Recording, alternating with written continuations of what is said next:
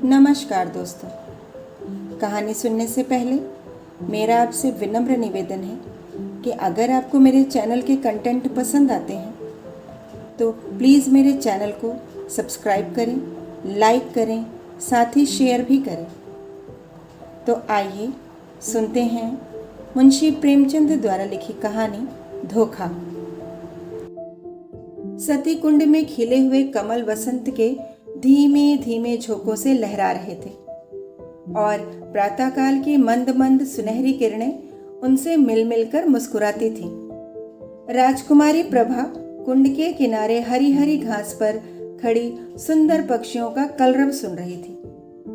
उसका कनक वर्ण तन इन्हीं फूलों की भांति दमक रहा था, मानो प्रभात की साक्षात सौम्य मूर्ति है जो भगवान अंशुमाली के किरणकरों पर द्वारा निर्मित हुई थी। प्रभा ने मौलसिरी के वृक्ष पर बैठी हुई एक श्यामा की ओर देखकर कहा, मेरा जी चाहता है कि मैं भी एक चिड़िया होती। उसकी सहेली उमा ने मुस्कुराकर पूछा, क्यों? प्रभा ने कुंड की ओर ताकते हुए उत्तर दिया, वृक्ष की हरी भरी डालियों पर बैठी हुई चहचहाती मेरे कलरव से सारा बाग गूंज उठता। उमा ने छेड़कर कहा, नौगढ़ की रानी ऐसी कितनी ही पक्षियों का गाना जब चाहे तब सुन सकती है।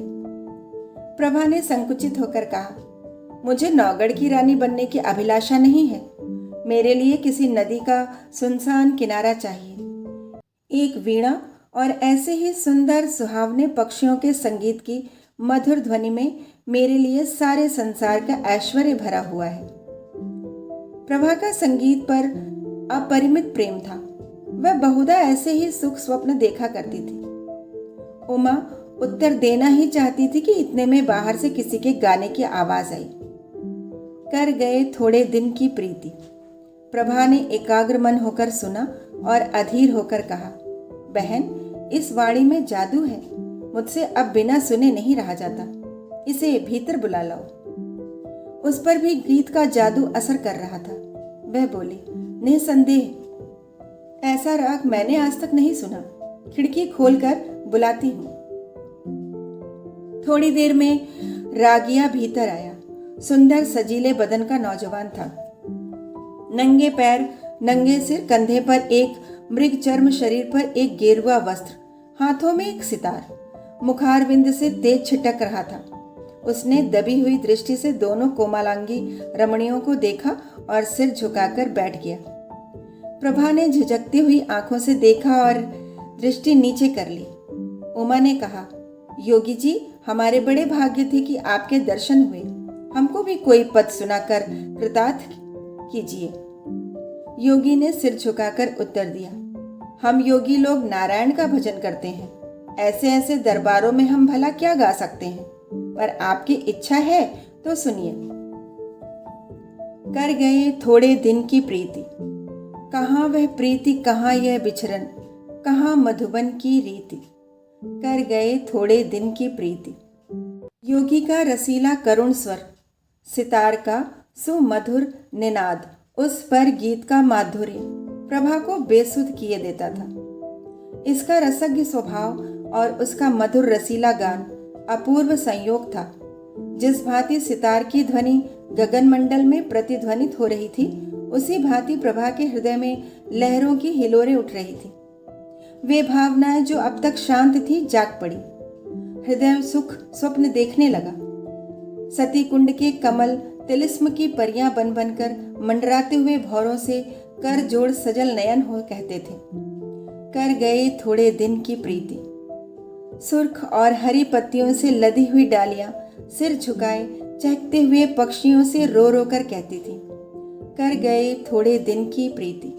और राजकुमारी प्रभा का हृदय भी सितार की मस्तानी तान के साथ गूंजता था, कर गए थोड़े दिन की प्रीति।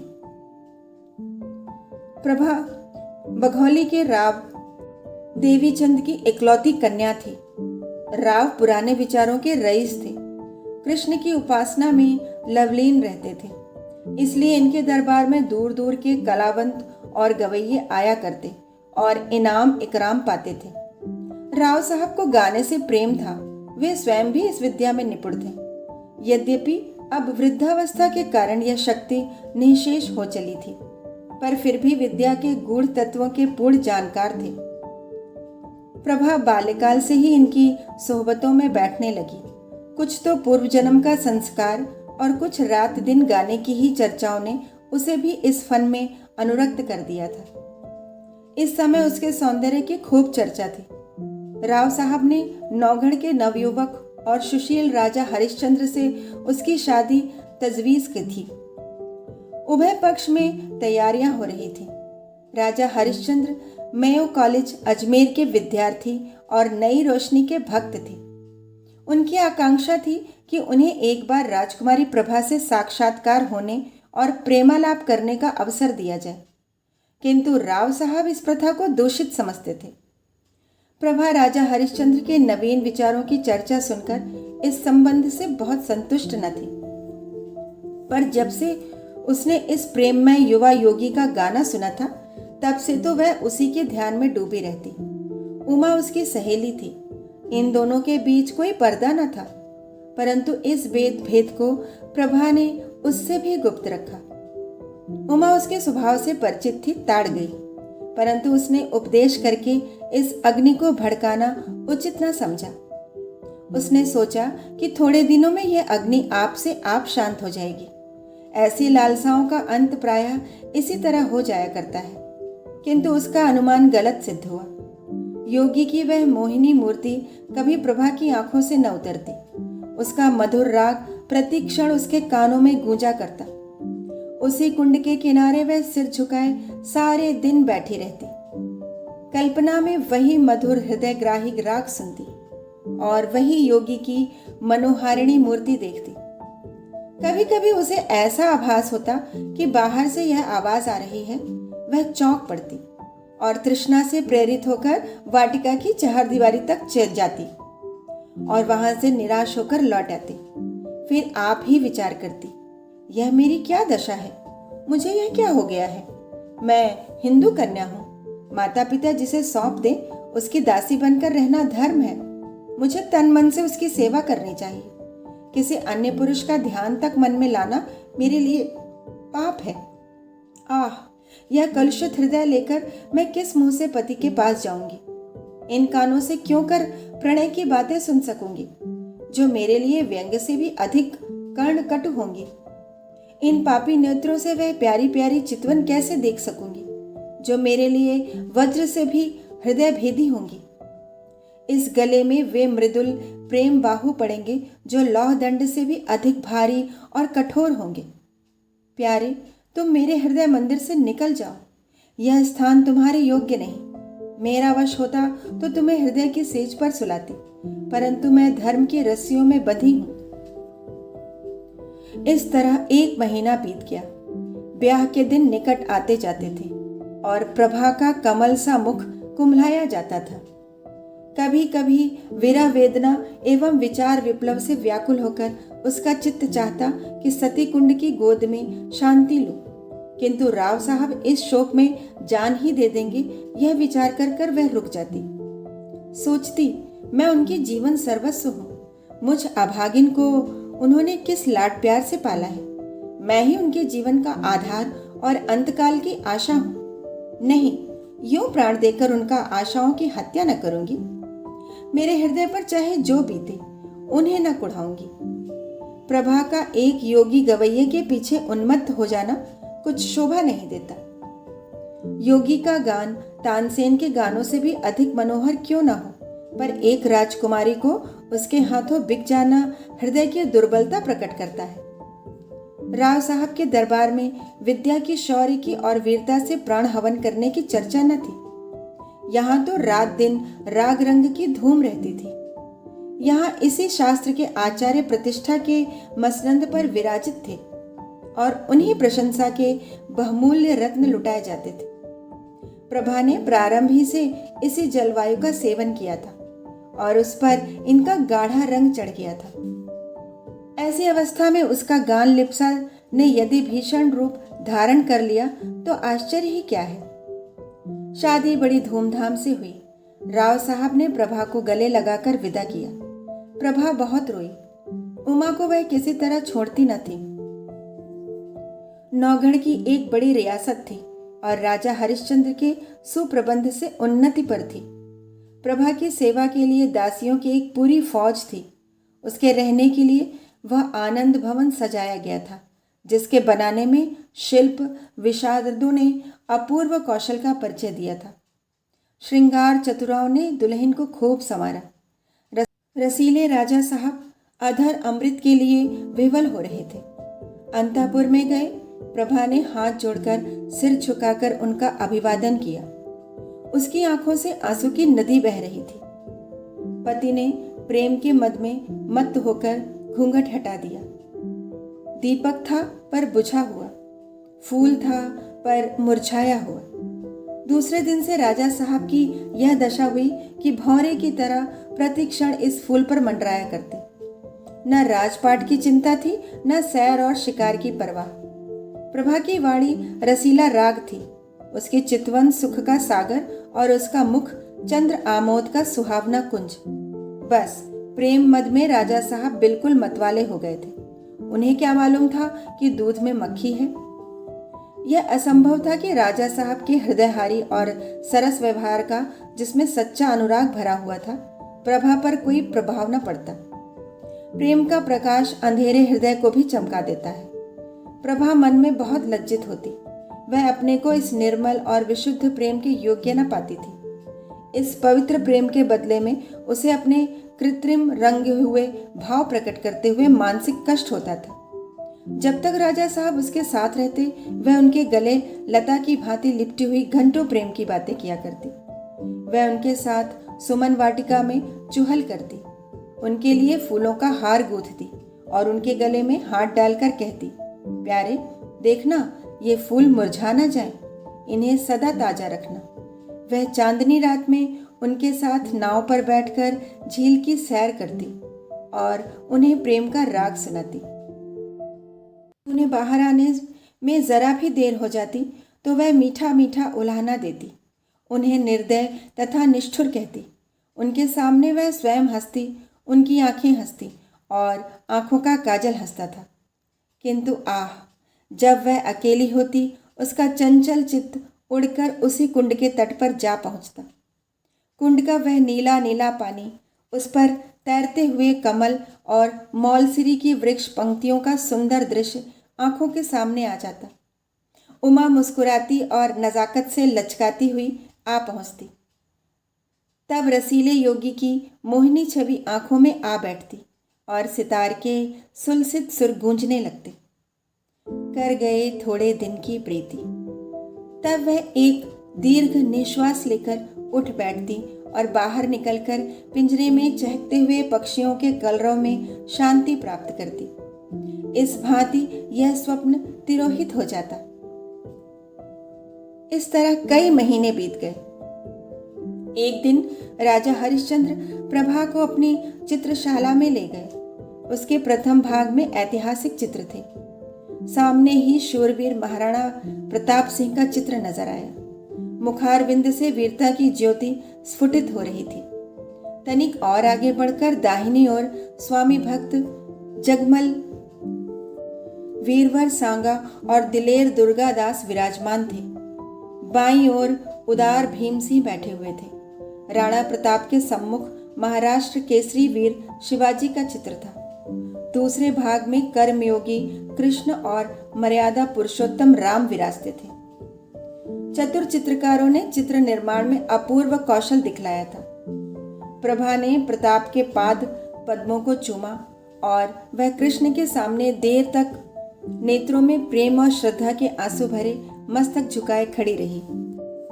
उसके हृदय पर इस समय कलुषित प्रेम का भय खटक रहा था। उसे मालूम होता था कि यह उन महापुरुषों के चित्र नहीं, उनकी पवित्र आत्माएं हैं। उन्हीं के चरित्र से भारतवर्ष का इतिहास गौरवान्वित है। वे भारत के बहुमूल्य जातीय रत्न, उच्च कोटि के जातीय स्मारक और गगनभेदी जातीय तुमुल ध्वनि है। ऐसी उच्च आत्माओं के सामने खड़े होते उसे संकोच होता था। आगे बढ़ी, दूसरा भाग सामने आया। यहाँ ज्ञानमय बुद्ध योग साधन में बैठे हुए देख पड़े। उनकी दाहिनी ओर शास्त्राज्ञ शंकर थे और दार्शनिक दयानंद। एक ओर शांतिपथगामी कबीर और भक्त रामदास यथा योग्य खड़े थे। एक दीवार पर गुरु गोविंद अपने देश और जाति पर बलि चढ़ने वाले दोनों बच्चों के साथ विराजमान थे। दूसरी दीवार पर वेदांत की ज्योति फैलाने वाली स्वामी रामतीर्थ और विवेकानंद विराजमान थे। चित्रकारों की योग्यता एक एक अवयव से टपकती थी। प्रभा ने इनके चरणों पर मस्तक टेका। वह उनके सामने सिर न उठा सकी। उसे अनुभव होता था कि उनकी दिव्य आंखें उसके दूषित हृदय में भी चुभी जाती हैं। इसके बाद तीसरा भाग आया। यह प्रतिभाशाली कवियों की सभा थी। सर्वोच्च स्थान पर आदि कवि वाल्मीकि और महर्षि वेदव्यास सुशोभित थे। दाहिनी ओर श्रृंगार रस के अद्वितीय कवि कालिदास थे। बाईं तरफ गंभीर भावों से पूर्ण भवभूति। निकट ही भर्तहरि अपने संतोष आश्रम में बैठे हुए थे। दक्षिण की दीवार पर राष्ट्रभाषा हिंदी के कवियों का सम्मेलन था। सहृदय कवि सूर तेजस्वी तुलसी, सुकवि केशव और रसिक बिहारी यथाक्रम विराजमान थे। सूरदास से प्रभा का अगाध प्रेम था। वह समीप जाकर उनके चरणों पर मस्तक रखना ही चाहती थी कि अकस्मात उन्हीं चरणों के सम्मुख सर झुकाए उसे एक छोटा सा चित्र दिख पड़ा। प्रभा उसे देखकर चौंक पड़ी। यह वही चित्र था जो उसके हृदय पट पर खिंचा हुआ था। वह खुलकर उसकी तरफ ताक न सकी। दबी हुई आंखों से देखने लगी। राजा हरिश्चंद्र ने मुस्कुराकर पूछा, इस व्यक्ति को तुमने कहीं देखा है? इस प्रश्न से प्रभा का हृदय कांप उठा। जिस तरह मृग शावक व्याध के सामने व्याकुल होकर इधर उधर देखता है, उसी तरह प्रभा अपनी बड़ी बड़ी आंखों से दीवार की ओर ताकने लगी। सोचने लगी, क्या उत्तर दूं? इसको कहीं देखा है? उन्होंने यह प्रश्न मुझसे क्यों किया? कहीं ताड़ तो नहीं गए? हे नारायण, मेरे पथ तुम्हारे हाथ है। क्यों कर इनकार करूं? मुंह पीला हो गया। सिर झुकाकर क्षीण स्वर से बोली, हाँ, ध्यान आता है कि कहीं देखा है। हरिश्चंद्र ने कहा, कहाँ देखा है? प्रभा के सिर में चक्कर सा आने लगा। बोली, शायद एक बार यह गाता हुआ मेरी वाटिका के सामने जा रहा था। उमा ने बुलाकर इसका गाना सुना था। हरिश्चंद्र ने पूछा, कैसा गाना था? प्रभा के होश उड़े हुए थे। सोचती थी राजा के इन सवालों में जरूर कोई बात है। देखूं लाज रहती है या नहीं। बोली, उसका गाना ऐसा बुरा न था। हरिश्चंद्र ने मुस्कुराकर कहा, क्या गाता था? प्रभा ने सोचा, इस प्रश्न का उत्तर दे दूं तो बाकी क्या रहता है। उसे विश्वास हो गया कि आज कुशल नहीं है। वह छत की ओर निराहती हुई बोली, सूरदास का कोई पद था। हरिश्चंद्र ने कहा, यह तो नहीं, कर गए थोड़े दिन की प्रीति। प्रभा की आंखों के सामने अंधेरा छा गया। सिर घूमने लगा। वह खड़ी न रह सकी, बैठ गई और हताश होकर बोली, हाँ, यही पद था। फिर उसने कलेजा मजबूत करके पूछा, आपको कैसे मालूम हुआ? हरिश्चंद्र बोले, वह योगी मेरे यहाँ अक्सर आया जाया करता है। मुझे भी उसका गाना पसंद है। उसी ने मुझे यह हाल बताया था। किंतु वह तो कहता था कि राजकुमारी ने मेरे गानों को बहुत पसंद किया और पुनः आने के लिए आदेश किया। प्रभा को अब सच्चा क्रोध दिखाने का अवसर मिल गया। वह बिगड़कर बोली, यह बिल्कुल झूठ है, मैंने उससे कुछ नहीं कहा। हरिश्चंद्र बोले, यह तो मैं पहले ही समझ गया था कि यह उन महाशय की चालाकी है। डींग मारना गवैयों की आदत है, परंतु इसमें तो तुम्हें इनकार नहीं कि उसका गाना बुरा न था। प्रभा बोली, ना, अच्छी चीज को बुरा कौन कहेगा? हरिश्चंद्र ने पूछा, फिर सुनना चाहो तो उसे बुलवाऊं? सिर के बल दौड़ा आएगा। क्या उनके दर्शन फिर होंगे? इस आशा से प्रभा का मुखमंडल विकसित हो गया।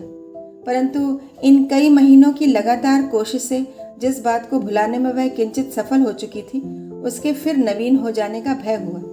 बोली, इस समय गाना सुनने को मेरा जी नहीं चाहता। राजा ने कहा, यह मैं न मानूंगा कि तुम और गाना नहीं सुनना चाहती। मैं उसे अभी बुलाए लाता हूँ। यह कहकर राजा हरिश्चंद्र तीर की तरह कमरे से बाहर निकल गए। प्रभा उन्हें रोक न सकी। वह बड़ी चिंता में डूबी खड़ी थी। हृदय में खुशी और रंज की लहरें बारी बारी से उठती थी। मुश्किल से 10 मिनट बीते होंगे कि उसे सितार के मस्ताने सुर के साथ योगी की रसीली तान सुनाई दी। कर गए थोड़े दिन की प्रीति, वही हृदयग्राही राग था, वही हृदय भेदी प्रभाव, वही मनोहरता और वही सब कुछ जो मन को मोह लेता है। एक क्षण में योगी की मोहिनी मूर्ति दिखाई दी, वही मस्तानापन, वही मतवाले नेत्र, वही नयन अभिराम देवताओं का सा स्वरूप। मुखमंडल पर मंद मंद मुस्कान थी। प्रभा ने उसकी तरफ सहमी हुई आंखों से देखा। एकाएक उसका हृदय उछल पड़ा। उसकी आंखों के आगे से एक पर्दा हट गया। प्रेम विह्वल हो आंखों में आंसू भरे वह अपने पति के चरण अरविंदों पर गिर पड़ी और गदगद कंठ से बोली, प्यारे प्रीतम। राजा हरिश्चंद्र को आज सच्ची विजय प्राप्त हुई। उन्होंने प्रभा को उठाकर छाती से लगा लिया। दोनों आज एक प्राण हो गए। राजा हरिश्चंद्र ने कहा, जानती हो मैंने यह स्वांग क्यों रचा था? गाने का मुझे सदा से व्यसन है और सुना है तुम्हें भी इसका शौक है। तुम्हें अपना हृदय भेंट करने से प्रथम एक बार तुम्हारा दर्शन करना आवश्यक प्रतीत हुआ और उसके लिए सबसे सुगम उपाय यही सूझ पड़ा। प्रभा ने अनुराग से देखकर कहा, योगी बनकर तुमने जो कुछ पा लिया वह राजा रहकर कदापि न पा सकते। अब तुम मेरे पति हो और प्रियतम भी हो, पर तुमने मुझे बड़ा धोखा दिया और मेरी आत्मा को कलंकित किया। इसका उत्तरदाता कौन होगा? कहानी सुनने के लिए बहुत बहुत धन्यवाद। कल फिर मिलेंगे एक नई कहानी के साथ।